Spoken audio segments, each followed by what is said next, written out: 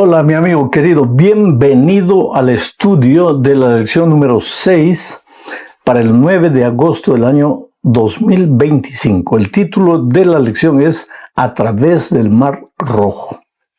Y el propósito de la lección es mostrarnos que el éxodo, especialmente el cruce del Mar Rojo, fue uno de los eventos más extraordinarios de la historia del Antiguo Testamento.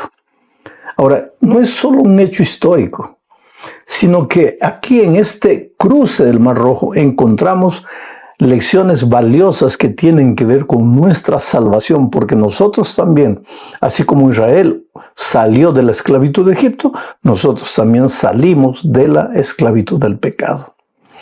Vamos entonces al estudio del primer subtítulo, Vayan y adoren al Señor.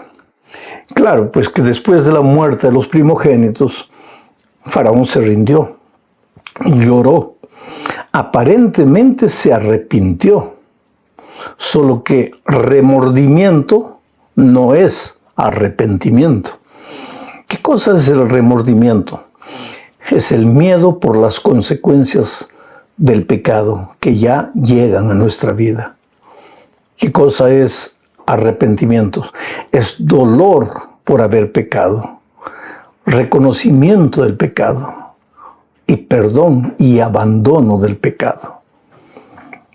Faraón no estaba arrepentido. Él sentía remordimiento, estaba desesperado por las consecuencias de su terquedad. Entonces vamos al texto Éxodo capítulo 12, versículos 32, 35 y 36. Dice así: E hizo llamar a Moisés y a Aarón de noche y les dijo: Salid de en medio de mi pueblo vosotros y los hijos de Israel, e id, servid a Jehová como habéis dicho. Tomad vuestras ovejas y vuestras vacas como habéis dicho, e idos, y bendecidme también a mí. Y los egipcios apremiaban al pueblo, dándose prisa a echarlos de la tierra, porque decían: todos somos muertos. Y llevó el pueblo su masa antes que se leudase, sus masas envueltas en sus sábanas sobre sus hombros. E hicieron los hijos de Israel conforme al mandamiento de Moisés, pidiendo de los egipcios alhajas de plata y de oro y vestidos. Y Jehová dio gracia al pueblo delante de los egipcios y les dieron cuanto pedían. Así despojaron a los egipcios. Varias ideas que tenemos que mencionar al leer este texto. En primer lugar, Faraón, finalmente rendido al ver las consecuencias de su actitud, le dijo a Moisés y a Aarón, su hermano, y a medianoche, pero ya no podía esperar que llegase el día siguiente. Esa misma noche, cuando vio los primogénitos muriendo, el pueblo llorando, desesperado, clamando, mandó llamar a Moisés y a Aarón y dijo: llévense a su pueblo, vayan, sirvan a Dios, como me dijiste allá en el desierto, llévense. Pero por favor, bendíganme a mí también. Interesante que hasta un rey pagano, un rey terco y desobediente, al ver la grandiosidad de los hechos de Dios, pide bendición.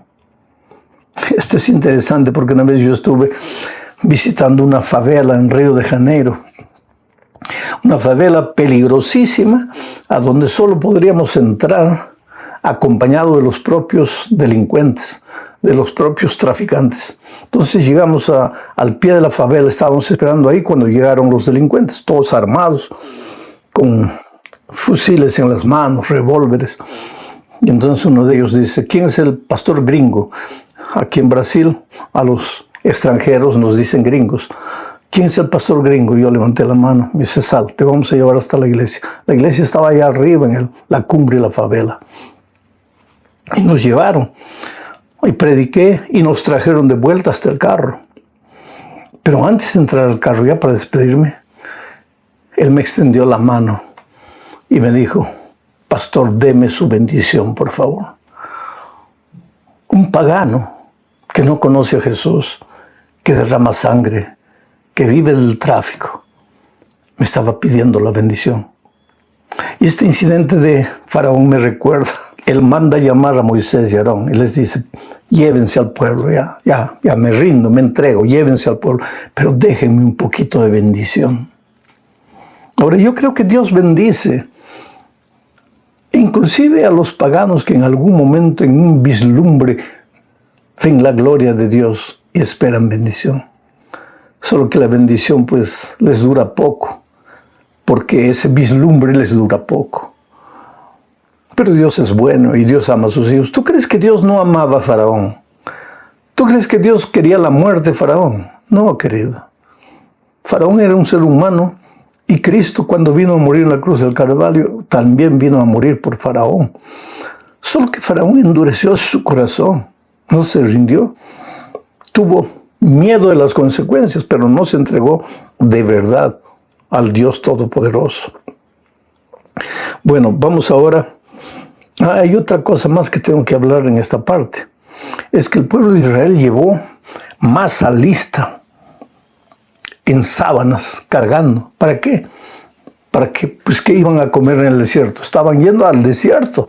Allá no había nada que comprar. No había nada para comer. Entonces llevaron masa pronta. Esto nos enseña una lección.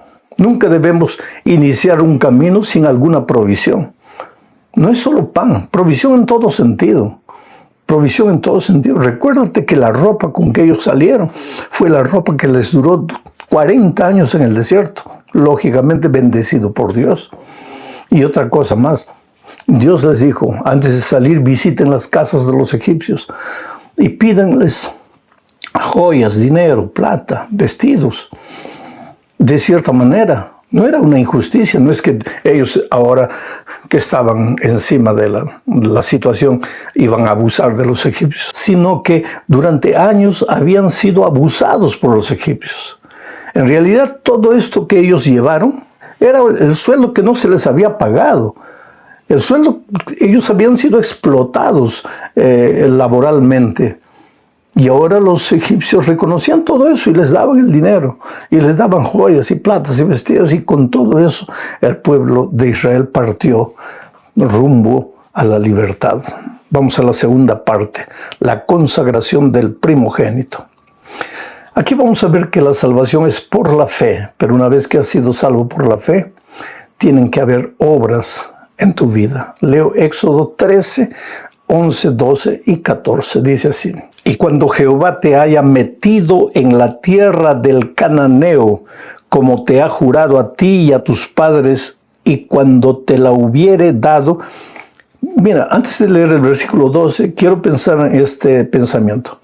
Cuando Jehová te haya metido en la tierra de cananeo, ¿quién iba a llevar al pueblo a la tierra de Canaán? Jehová. No era el pueblo, no por sus fuerzas, no por su ejército, era Jehová que los iba a llevar. En segundo lugar dice, como te ha jurado a ti y a tus padres, cuando te la hubiere dado, cuando te hubiere dado la tierra. O sea, 2 veces se repite el pensamiento. Tú vas a entrar a la tierra, pero porque Jehová te lleva y porque Jehová te da la tierra, no es tuyo. O sea, la tierra de la salvación, la tierra de la libertad, es porque Jehová te conduce, es porque Jehová te lleva, no es porque tú has hecho algo para merecer la salvación. Versículo 12. Dedicarás a Jehová todo aquel que abriere matriz, y asimismo todo primer nacido de tus animales, los machos, serán de Jehová. Aquí viene el segundo pensamiento. Ahora tú, en gratitud a Dios por la salvación, porque Él te lleva a la tierra de la salvación, porque Él te entrega la salvación, en gratitud vas a dedicar tu primer hijo a Dios. Obra.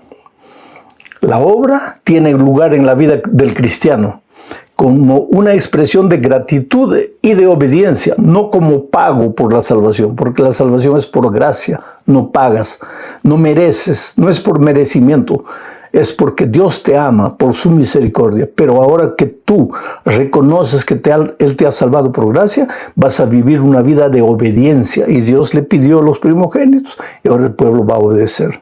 Versículo 14. Y cuando mañana te pregunte tu hijo diciendo, ¿qué es esto?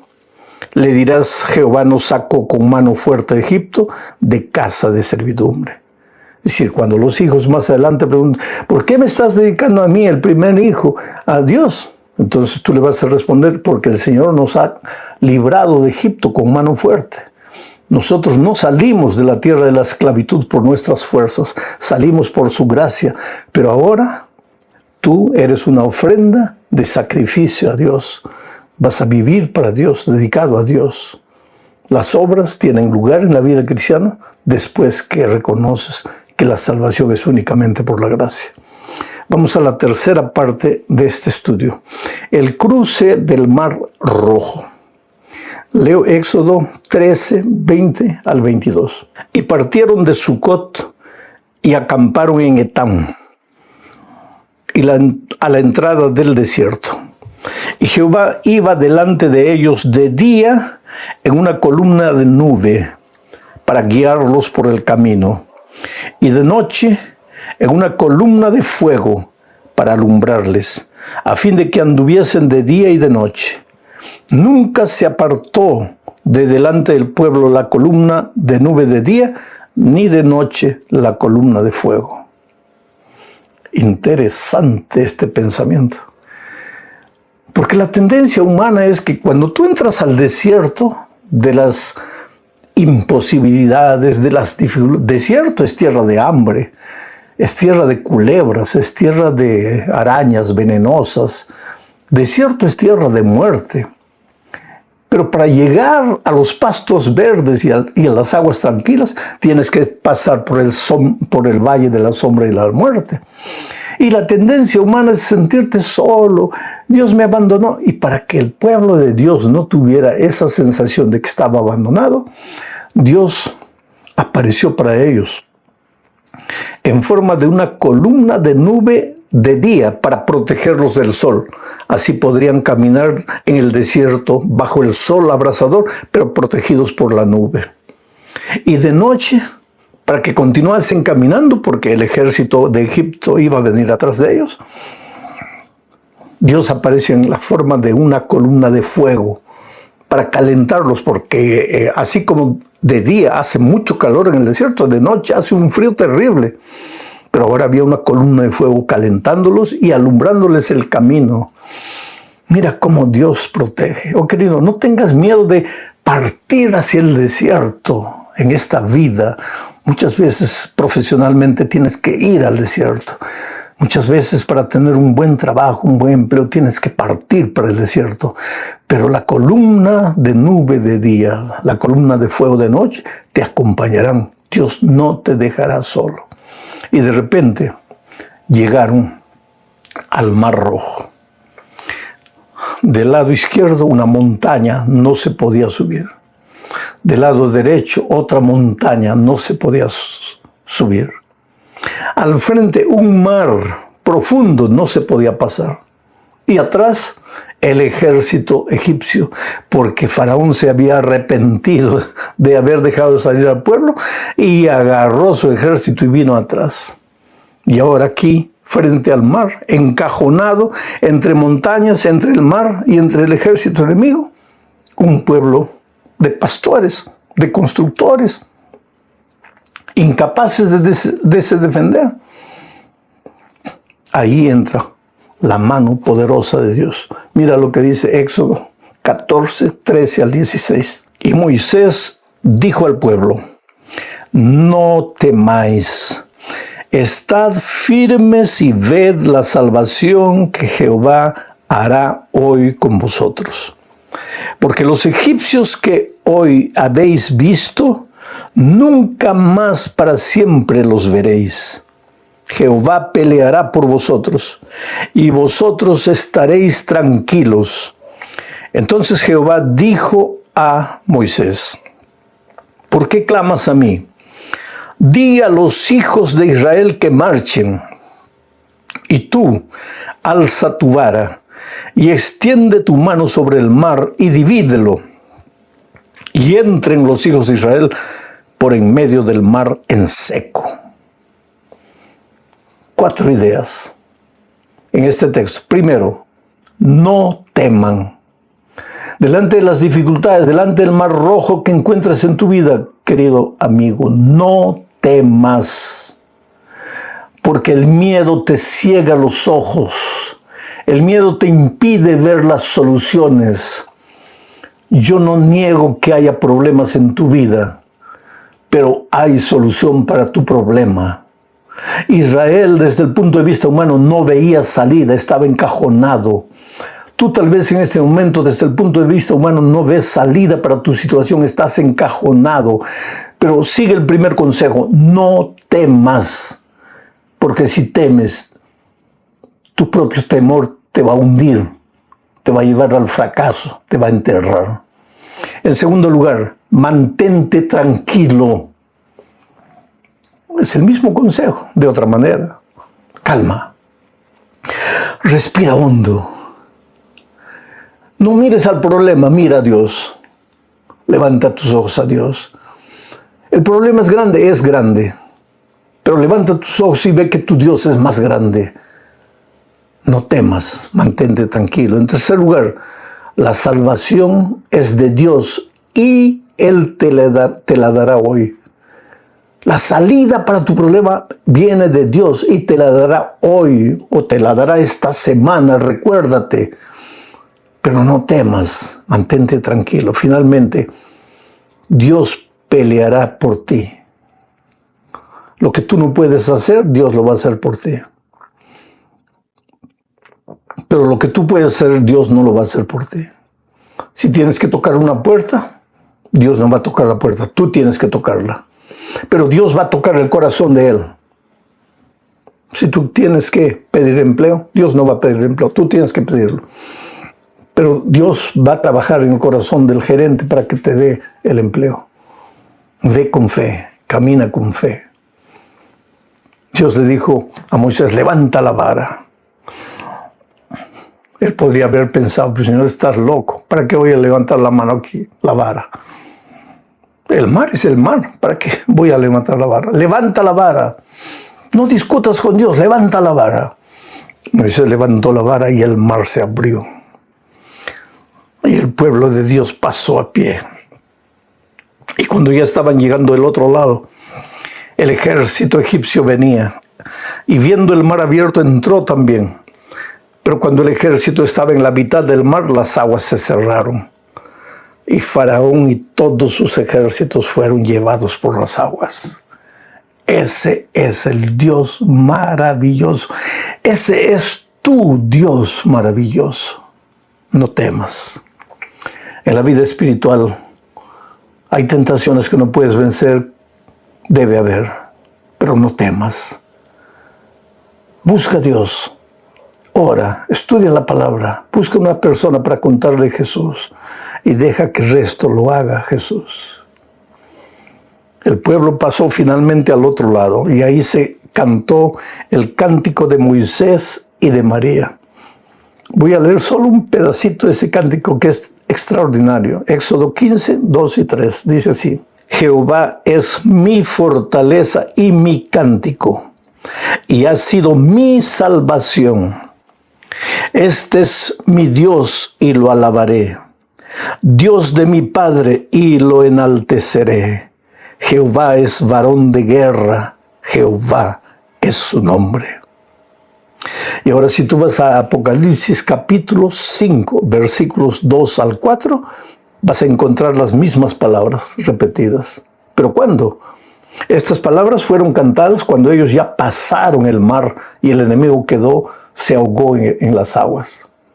Y en Apocalipsis vemos al pueblo de Dios ya salvo, redimido, al mirar su historia pasada. Repite las mismas palabras. Jehová es mi salvación. Él es mi Dios. Yo estoy aquí no por mis fuerzas, estoy por Él. Y esta semana cuando tú encuentres un buen empleo y vuelvas a la casa, canta. Tú eres mi Dios, Señor. Yo te alabaré por siempre. Tú eres mi Señor. Esta semana cuando veas algún milagro en tu vida, levanta las manos al cielo y di, Señor, si algo sucedió en mi vida, no es porque yo tengo fuerzas, no es porque yo soy capaz, es porque tú eres mi Dios, Dios de mis padres, de mis abuelos. Le has prometido a mis antepasados que estarías con ellos y tus bendiciones me alcanzan hasta hoy. No temas. En esta vida siempre estarás frente a los mares rojos, pero no temas, Dios está contigo hasta el fin. Un abrazo, querido, que Dios te bendiga, muchas bendiciones para ti.